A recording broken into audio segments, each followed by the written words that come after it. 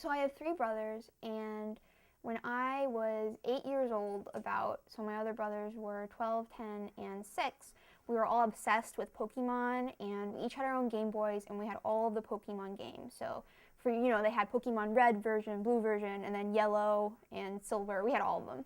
And we would all play the games pretty much all the time, especially on vacations and stuff like that when we were in cars for a long period of time. But the worst and most annoying thing you could do to your sibling was play on their games and then accidentally save over their name, because on each game there was only room for one name file. So you would get far and play a game for 2 months and almost be to the final 4 people you had to beat, and someone would accidentally save over your name and it was all gone. And you had named all of your Pokemon and trained them all to level 50, and it was just the most horrible thing ever, and Mom and Dad didn't understand why it was so bad.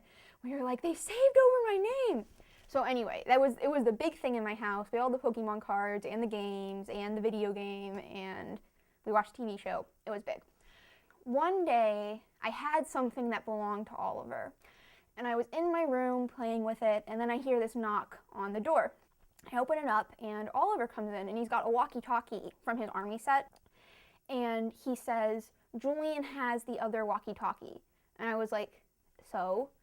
And he says, Julian is in a closet somewhere in this house. He's like, Julian is in the closet, and he's got your Pokemon game, and he's got his finger over the button ready to save over your name as soon as I tell him. So give it back to me, or I'll radio him to save over your name. And then he gets on the radio, and he's like, Julian, you hear me? And Julian's like, yeah. And he's like, get ready. And everyone's like, I'm ready. And he says, I got my finger over the button.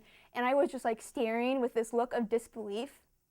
I opened my mouth and I screamed as loud as I could, and Oliver got in tons of trouble for it. And in the midst of Oliver getting in trouble, we all kind of forgot about Julian.